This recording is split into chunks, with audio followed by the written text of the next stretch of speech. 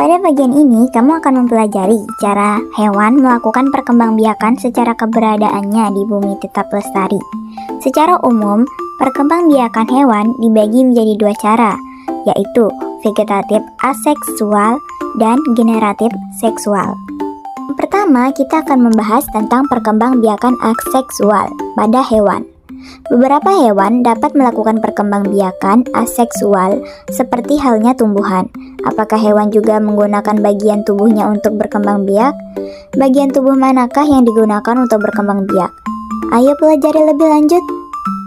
Perkembangbiakan aseksual pada hewan dibagi menjadi tiga. Yang pertama, membentuk tunas. Terdapat hewan yang mampu berkembang biak aseksual dengan cara membentuk tunas untuk menghasilkan keturunan. Contohnya antara lain hewan dari filum Porifera dan Coelenterata. Hewan dari filum Coelenterata yang dapat membentuk tunas, misalnya pertunasan Hydra sp. Inilah contoh dari pertunasan Hydra sp. Bagian kedua, fragmentasi. Planaria merupakan salah satu contoh hewan yang melakukan fragmentasi. Perkembangbiakan dengan cara ini terjadi melalui dua tahap. Tahap pertama adalah fragmentasi, yaitu pematahan atau pemotongan tubuh induk menjadi dua bagian atau lebih. Selanjutnya terjadi tahap regenerasi, yaitu setiap potongan tubuh induk tersebut membentuk bagian tubuh lain yang tidak ada pada bagian tersebut. Inilah bentuk hewan planaria yang melakukan fragmentasi. Planaria termasuk dalam filum Platyhelminthes yang memiliki bentuk tubuh pipih dan simetris bilateral. Planaria berhabitat di daerah bertemperatur 18-24 derajat Celcius dengan ketinggian antara 500 sampai 1500 mdpl. Tubuh planaria tersusun dari bagian kranial, truncus, dan caudal.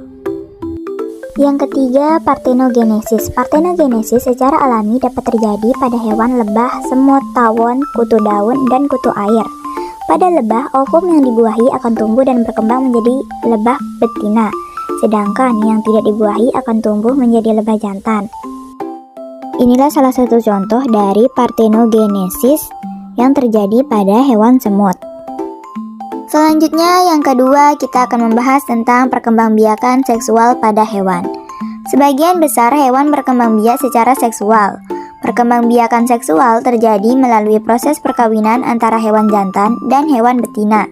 Melalui proses ini akan terjadi proses fertilisasi, yaitu proses peleburan inti sel sperma dan inti sel telur. Tahukah kamu bahwa proses fertilisasi dapat terjadi melalui dua cara, yaitu fertilisasi internal dan fertilisasi eksternal? Jika ingin tahu, yuk simak sama-sama. Yang pertama, fertilisasi internal terjadi apabila proses peleburan antara inti sel telur dan inti sel sperma terjadi di dalam tubuh induk betina. Contoh hewan yang melakukan fertilisasi secara internal antara lain sapi, ayam, kura-kura, dan buaya. Yang kedua, fertilisasi eksternal terjadi apabila proses peleburan antara sel telur dan sel sperma terjadi di luar tubuh induk betina. Fertilisasi dengan cara ini biasanya terjadi pada hewan yang hidupnya di lingkungan perairan, misalnya ikan. Berdasarkan cara perkembangan dan kelahiran embrionya, hewan yang berkembang biak secara seksual dibagi menjadi tiga jenis, yaitu hewan vivipar, ovipar, dan ovovivipar. Yang pertama, vivipar. Hewan vivipar disebut juga hewan melahirkan.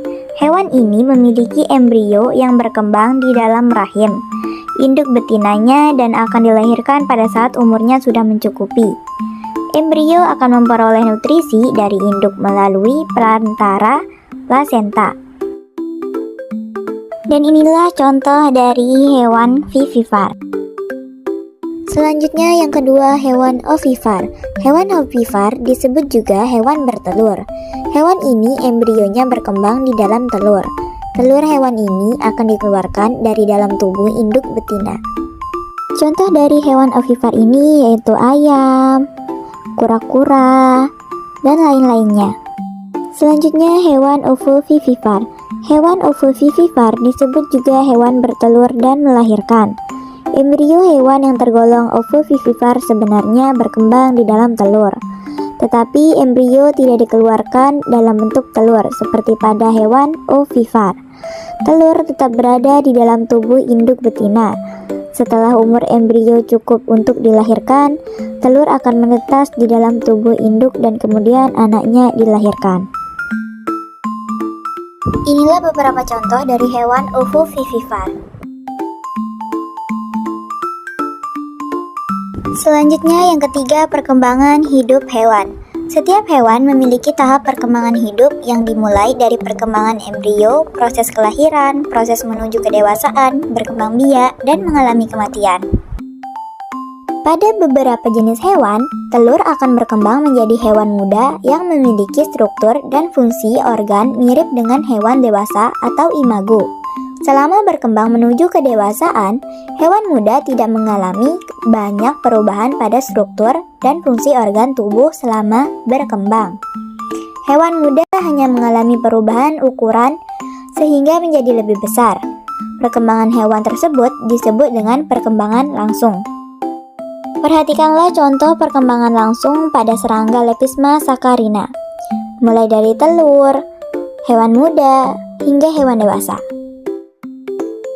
Pada jenis hewan lain, hewan muda memiliki struktur dan fungsi organ tubuh yang berbeda dengan hewan dewasa. Hewan muda tersebut kemudian berkembang melalui tahap tertentu sehingga memiliki struktur dan fungsi organ tubuh yang sama dengan hewan dewasa. Perkembangan hewan yang demikian disebut dengan metamorfosis. Metamorfosis dapat dibedakan menjadi dua, yaitu metamorfosis tidak sempurna dan metamorfosis sempurna. Pada hewan yang mengalami metamorfosis tidak sempurna, telur akan berkembang menjadi hewan muda yang disebut nimfa. Nimfa merupakan hewan muda yang mirip dengan hewan dewasa, tetapi memiliki ukuran yang lebih kecil dari hewan dewasa. Selanjutnya, nimfa berkembang menjadi hewan dewasa. Pada hewan yang mengalami metamorfosis sempurna, telur akan berkembang menjadi hewan muda yang disebut larva. Larva memiliki struktur dan fungsi organ yang sangat berbeda dengan hewan dewasa. Pada hewan tertentu, misalnya hewan kupu-kupu dan lalat, larva berkembang menjadi pupa. Selanjutnya, pupa berkembang menjadi hewan dewasa. Selama berkembang, struktur dan fungsi organ tubuh mengalami banyak perubahan, sehingga menjadi hewan dewasa. Perhatikanlah contoh berikut. Yang pertama, A. Metamorfosis tidak sempurna pada kutu, mulai dari telur, nimfa, hingga ke hewan dewasa. Selanjutnya yang B. Metamorfosis sempurna pada lalat, mulai dari telur, larva, pupa, hingga hewan dewasa. Oke, berakhirnya penjelasan tadi, mungkin berakhir pula video kita pada hari ini. Bila ada salah kata, mohon dimaafkan. Wabillahi taufiq wal hidayah. Wassalamualaikum warahmatullahi wabarakatuh. Terima kasih sudah menonton.